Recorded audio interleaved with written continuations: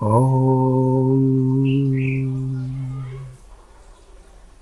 भद्रं नो अपि वातयमनः।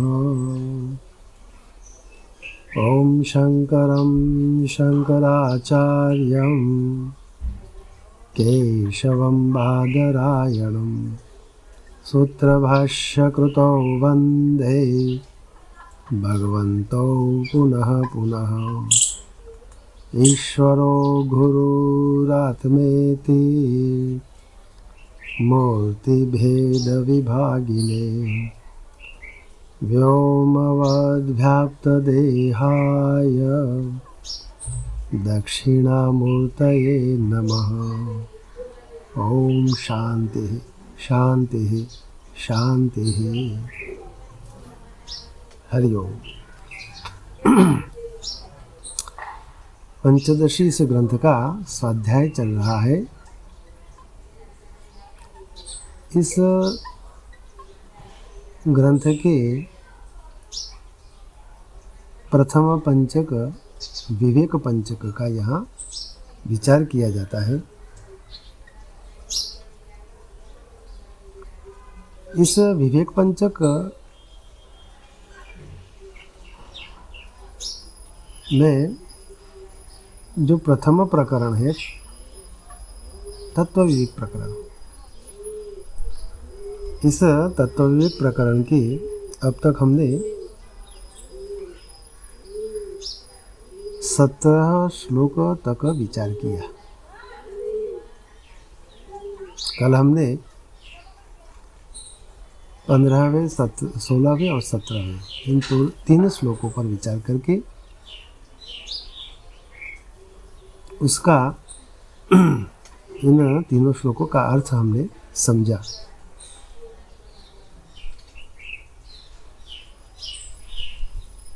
यहाँ 15वें श्लोक में यह जो प्रकृति है, ब्रह्म और उसकी प्रकृति, परमात्मा और उसकी प्रकृति, यहाँ ब्रह्म जो है परमात्मा, वह चिदानंदमय है, चैतन्य स्वयं प्रकाशित और आनंद परमानंदमय। यह जो इस प्रकार का ब्रह्म, वह जो चिदानंदमय ब्रह्म है, उसका जो चित्त प्रतिबिंब है, प्रतिबिंब समन्विता, उस चित्त प्रतिबिंब से समन्वित उन ब्रह्म की प्रकृति है। वह प्रकृति तमोगुण, रजोगुण और सतोगुण 3 प्रकार की बतलाई गई है। और वही प्रकृति का विभाग करके 2 प्रकार बताए।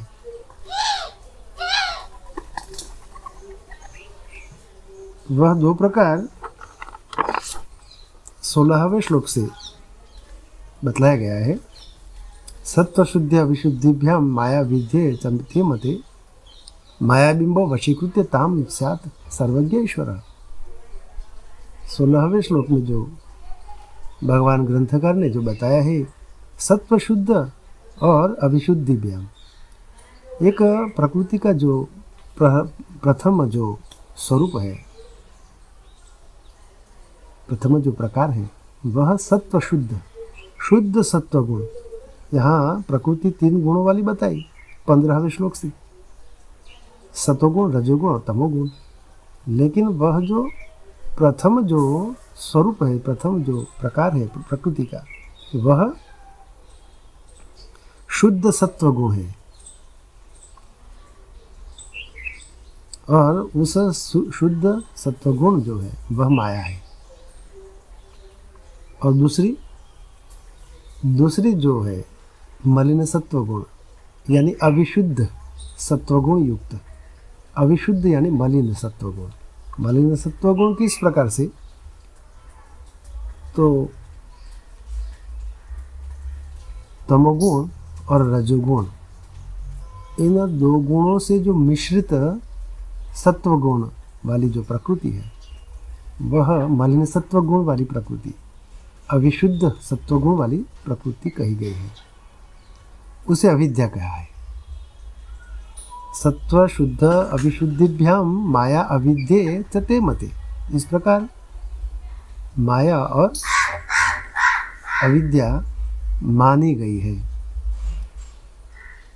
और यहाँ मायाबिंब यानी माया के अंदर यह जो ब्रह्म है, ब्रह्म सच्चिद स्वरूप, चिदानंद स्वरूप जो ब्रह्म है, स्वयं प्रकाशित आनंद स्वरूप जो ब्रह्म है, उसका जो प्रतिबिंब है, चित्त प्रतिबिंब, वह माया में स्थित, माया को अपने वश में करके विद्यमान है, स्थित है, रहता है, और वह सर्वज्ञत्व इत्यादि लक्षणों वाला है, उसे ईश्वर कहा है। माया को अपने वश में किया हुआ और सर्वज्ञत्व इत्यादि लक्षणों वाला जो है वह ईश्वर सर्वांतर्यामी है, सर्वजीवों के अंतःकरण में दृष्टा, सर्वजीवों के कर्मों का दृष्टा और फल का दाता। इस प्रकार यह जो ईश्वर है वह माया को अपने वश में किए हुए रहते हैं। 16वें श्लोक में इस प्रकार बताया। अब कारण शरीर का निरूपण करते हैं। यहाँ जो माया को वश में किए हुए जो ब्रह्म का जो स्वरूप है, मायोपाधिक स्वरूप, वह सर्वज्ञत्व सर्वशासक ईश्वर यानी ईशन करता, ईश यानी ईट धातु से ईश यानी शासक, शासन करता, इस प्रकार कहा गया। तो ईश्वर वह सर्व का शासक मायोपाधिक स्वरूप से है। लेकिन अविद्यावशगः तु अन्यः, तो यहाँ एक अन्य जो अविद्या से वशीभूत हुआ तो अन्य है, जो वैचित्र्याद अनेकदा, अनेक प्रकार से विशिष्ट यानी कि विलक्षित लक्षण वाला वह जीव है, उसे कहा गया है।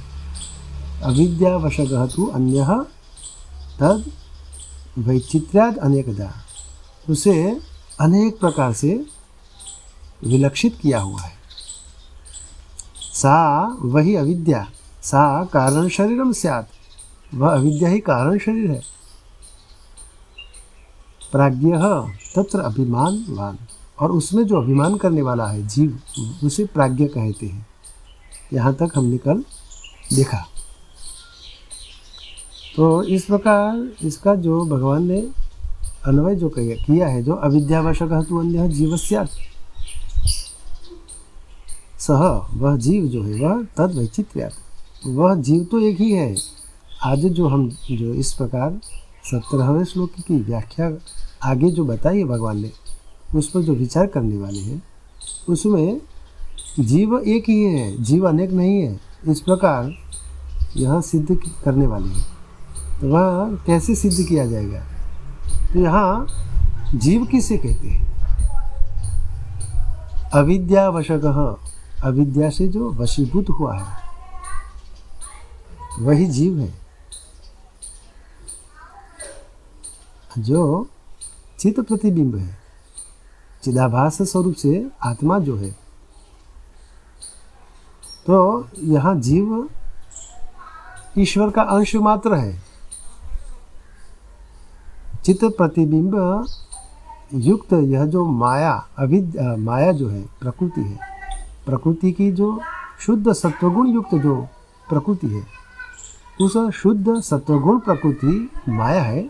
उस माया में जो चिदानंदमय जो ब्रह्म है, उसका प्रतिबिंब चित्त प्रतिबिंब है।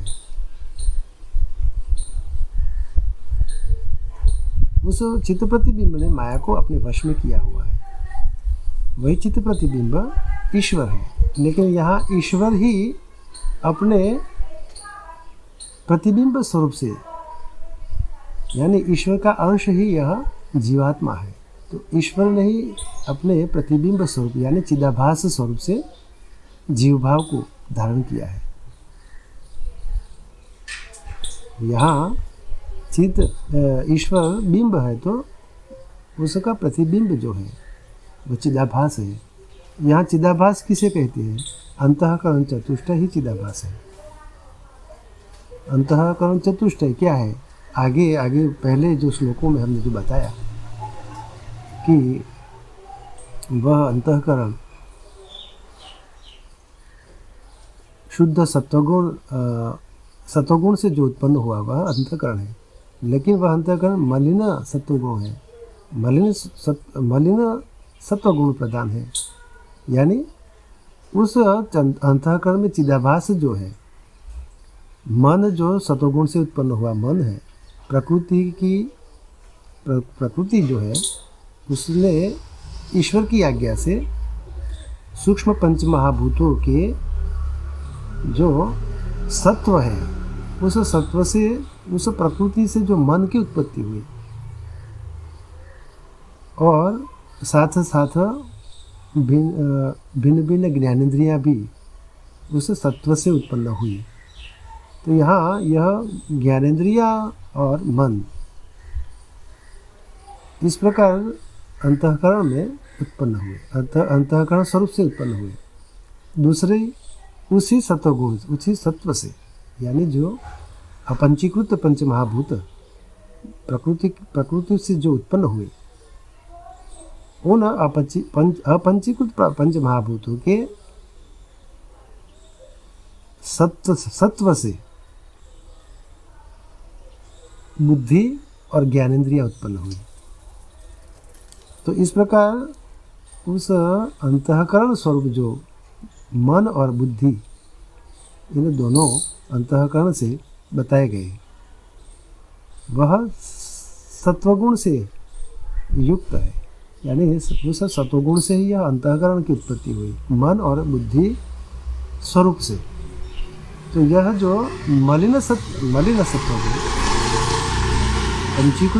अपंचीकृत पंच महाभूत है, उनमें यह जो सत्वगुण से मन और बुद्धि जो उत्पन्न है, लेकिन वह मलिन सत्व गुण से उत्पन्न हुई है।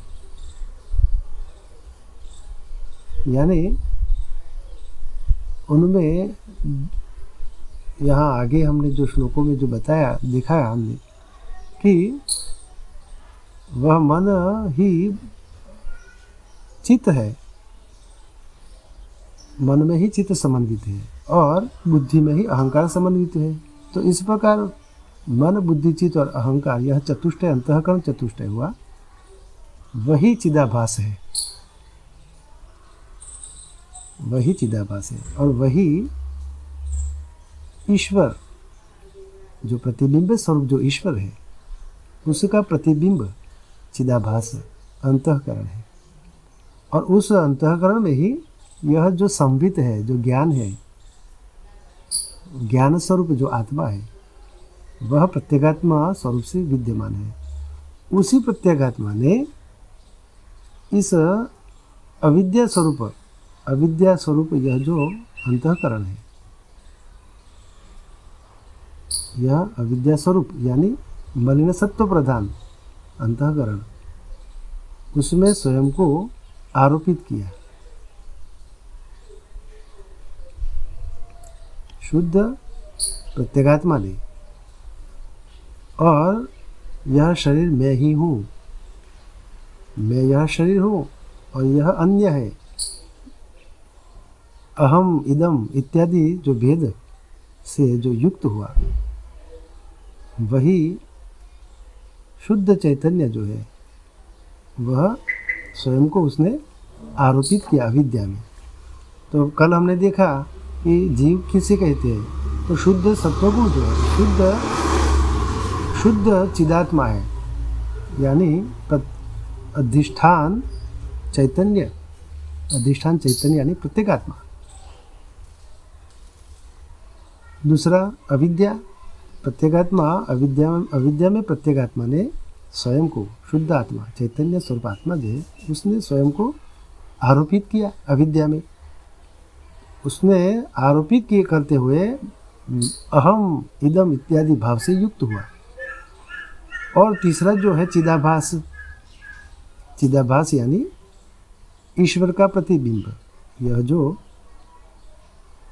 मन, बुद्धि, चित्त और अहंकार, वही चिदाभास है, आभासित चैतन्य।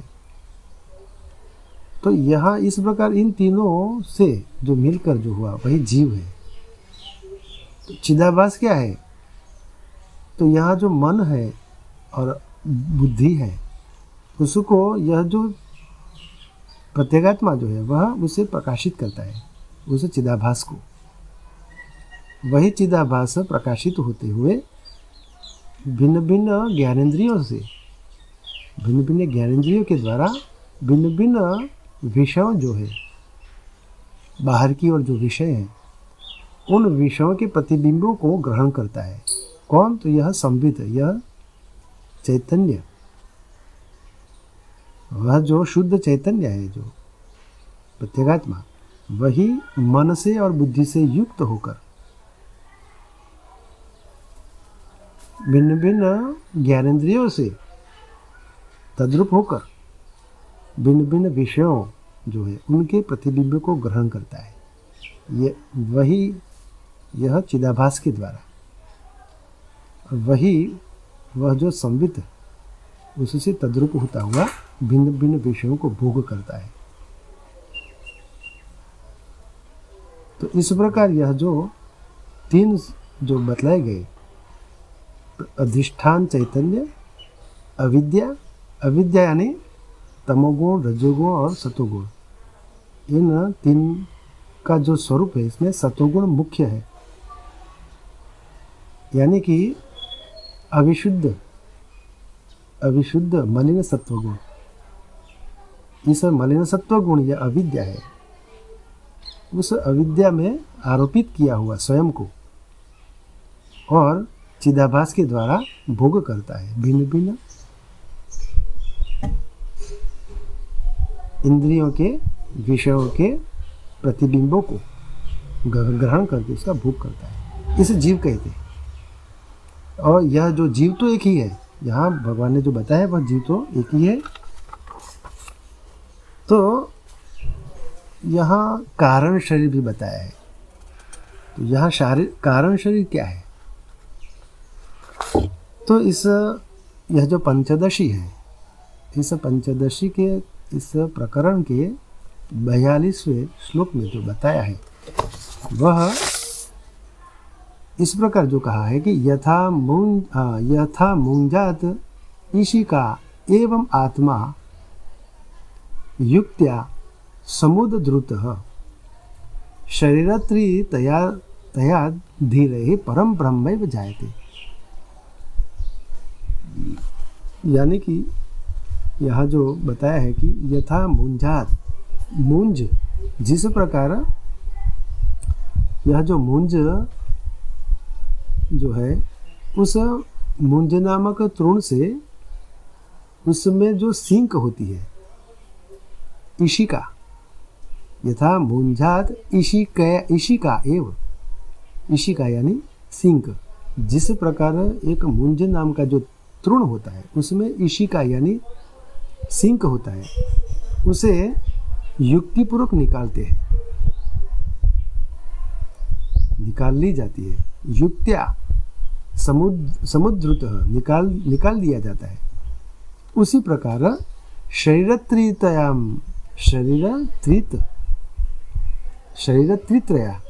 शरीरत्रितया यानी उसी प्रकार यह जो आत्मा है उसे तीनों शरीर से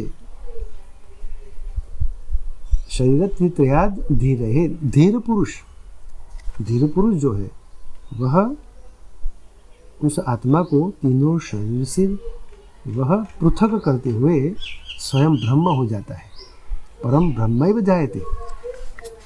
यहाँ इस प्रकार तीन शरीर का यहाँ उल्लेख किया है। तो यहाँ तीन शरीर कौन है? तो पहला जो है स्थूल शरीर, दूसरा क्या है? दूसरा है सूक्ष्म शरीर, और तीसरा क्या है? कारण शरीर।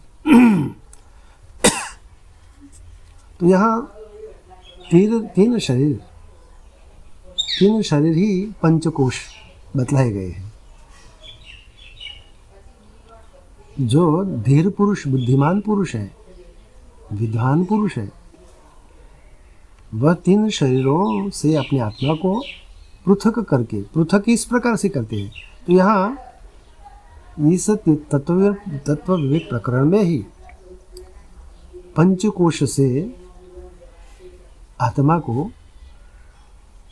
का अन्वय करना और व्यतिरेक करके उन पंचकोशों से पृथक करके वह ब्रह्मस्वरूप हो जाता है। इस प्रकार का भी यहाँ हमने वर्णन किया है। तो यहाँ पंचकोश किस प्रकार के हैं? तो यहाँ पहला जो अन्नमय कोश है, तीन शरीरों में ही पंचकोश है। तीन शरीर है, स्थूल शरीर, सूक्ष्म शरीर और कारण शरीर। पहला स्थूल शरीर अन्नमय कोश है। तो यहाँ अन्नमय कोश, यहाँ स्थूल शरीर। उस स्थूल शरीर से इस जो श्लोक में जो बताया है उसी प्रकार आत्मा को वहाँ उससे पृथक करके, यानी कि अन्नमय कोश से आत्मा को निकाल के पृथक करके उसका सबसे पहले तो उसका अन्वय होता है, आत्मा का अन्नमय शरीर में अन्वय होता है। लेकिन उसी अन्नमय कोश से आत्मा का जब पृथक करते हैं, आत्मा को निकाल देते हैं कि यह अन्नमय कोश मैं नहीं हूँ, इस प्रकार का निश्चय करके वहाँ से आत्मा को निकालते हैं, तो यहाँ आत्मा का व्यतिरेक हो गया। आत्मा को निकाल के सूक्ष्म शरीर में ले जाते हैं, तो सूक्ष्म शरीर में आत्मा का अन्वय हो जाता है और स्थूल शरीर में उसका व्यतिरेक हो जाता है। उसी प्रकार आत्मा का सूक्ष्म शरीर से कारण शरीर में अन्वय होता है, वहाँ सूक्ष्म शरीर भी आत्मा नहीं है। इस प्रकार निश्चय करके बुद्धिपूर्वक, ज्ञान से युक्त बुद्धिपूर्वक उस आत्मा को सूक्ष्म शरीर से निकाल के कारण शरीर में वह स्थित करते हैं। तो यहाँ कारण शरीर में आत्मा का अन्वय हो गया और सूक्ष्म शरीर उसमें आत्मा का व्यतिरेक हो जाता है। तो इस प्रकार आत्मा का पृथक करके, तीनों शरीर से आत्मा को पृथक करके वह स्वयं ब्रह्मस्वरूप हो जाता है। तीन शरीर ही पंच कोश है, तो स्थूल शरीर ही अन्नमय कोश है। अब सूक्ष्म शरीर में तीन प्रकार के कोश हैं। प्राणमय कोश सूक्ष्म है, इसलिए प्राणमय कोश सूक्ष्म शरीर में विद्यमान है। मनोमय कोश सूक्ष्म है और विज्ञानमय कोश भी सूक्ष्म है। प्रकृति के रजोगुण से जो प्राण उत्पन्न हुआ और पांच कर्मेंद्रियां भी प्रकृति के रजोगुण से ही उत्पन्न हुई, उसी प्रकार प्रकृति के सत्वगुण से मन और पांच ज्ञानेंद्रियां उत्पन्न हुई। उसी प्रकार प्रकृति के सत्वगुण से बुद्धि और पांच ज्ञानेंद्रियां उत्पन्न हुई। तो यहाँ रजोगुण से जो उत्पन्न हुआ प्राण वह सूक्ष्म शरीर में ही है और पांच कर्मेंद्रियां भी सूक्ष्म शरीर से प्राण अपने प्राण शक्ति से चेष्टा करता है सूक्ष्म शरीर में ही। उसी प्रकार सूक्ष्म शरीर में ही यह सत्व गुण वाला मन और पांच ज्ञानेंद्रियां वही मनोमय कोश हुआ और उसी सूक्ष्म शरीर में पांच ज्ञानेंद्रियां और सत्व गुण युक्त बुद्धि वह विज्ञानमय कोश हुआ। तो इस प्रकार में गुण भेद होते हुए भी वह तीन कोश एक ही सूक्ष्म शरीर में एक ही हुए। तो इस प्रकार मनोमय कोश, प्राणमय कोश, मनोमय कोश और विज्ञानमय कोश यह सूक्ष्म शरीर हुआ और शेष जो है वह आनंदमय कोश, वही कारण शरीर स्वरूप हुआ। क्योंकि सुषुप्ति अवस्था में इन चारों कोशों का व्यतिरेक हो जाता है और आत्मा का अन्वय आनंदमय कोश में होता है और आत्मा आनंदमय कोश में आनंद स्वरूप होता है। किस प्रकार से? तो यह जो सुषुप्ति कालीन सुषुप्ति अवस्था में उस अविद्या का जो सत है, उस सत से मोदादि वृत्तियाँ प्रादुर्भूत होती है और वही मोदादि वृत्तियाँ ही आनंद स्वरूप से वह आत्मा वही आनंद स्वरूप से हो जाता है। तो यहाँ इस प्रकार आत्मा पांचवा जो कोश है, आनंदमय कोश है, वह सुषुप्तिकालीन उसका अनुभव होता है। इस प्रकार इन पांचों कोशों और वह जो पांच कोश इन तीन शरीरों में जो विद्यमान है, उन तीन शरीरों से इस प्रकार जो बुद्धिमान धीर पुरुष अपने आत्मा को पृथक करता हुआ स्वयं ब्रह्म हो जाता है। यहाँ इस प्रकार जीव का एकत्व बताया और वह जो उसकी प्रकृति जो है, जीव की जिस प्रकृति यानी कि जिस अविद्या में है, वह अविद्या तीन गुणों वाली होते हुए वह जीव एक होते हुए भी भिन्न भिन्न गुणों वाला, भिन्न भिन्न प्रकृति से युक्त होता हुआ वह अविद्या से भिन्न भिन्न योनियों के स्वरूप में बताया गया। यानी तमोगुण से जो जीव भाव होता है, उस प्रकृति के अविद्या के जो तमोगुण से जो युक्त होता हुआ जो जीव है, वह उस प्रकृति के अनुरूप तिर्यंक पशु पक्षी इत्यादि योनियों में जाता है और वही जीव रजोगुण युक्त होता हुआ कर्म प्रधान या मनुष्य योनि को प्राप्त करता है। भिन्न भिन्न योनियों में मनुष्य योनि जो है कर्म प्रधान योनि है, उस प्रकार जो रजोगुण वाली जो प्रकृति वाला जो जीव है, वह इस प्रकार भेद किया हुआ मनुष्य योनि को प्राप्त होता है और जो केवल सत्वगुण को धारण करता हुआ जो जीव है, वह देव योनि को प्राप्त होता है। तो इस प्रकार यह जीव तो एक ही होते हुए उसके प्रकृति के जो भेद है, उस भेद के अनुसार देव मनुष्य तिर्यंक पशु पक्षी इत्यादि योनियों को वह प्राप्त करता है। तो इस प्रकार यह जो 17वां जो श्लोक है, उस श्लोक में जो उस कारण शरीर का भी यहाँ हमने जो निरूपण किया, क्योंकि यह तीन शरीर जो बताए गए अभी हमने, उस तीनों शरीरों से जो कारण शरीर है, उस कारण शरीर से ही वह सूक्ष्म शरीर और स्थूल शरीर को प्राप्त करता है। तो यहाँ जो कारण शरीर में जो अहंकार करने वाला है, उसे प्राज्ञ कहते हैं। यानी यहाँ जो भगवान ने जो बताया है कि तत्र तस्मिन् कारण शरीरे अभिमानवान अहम मम इति अभिमान आविष्ट तादात्म्य अध्यासवान जीवम प्राज्ञ इति उच्यते।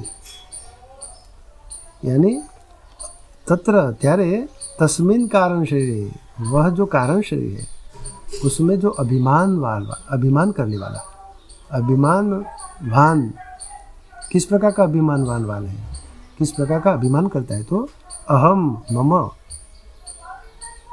यह जो कारण शरीर में मैं कौन हूँ?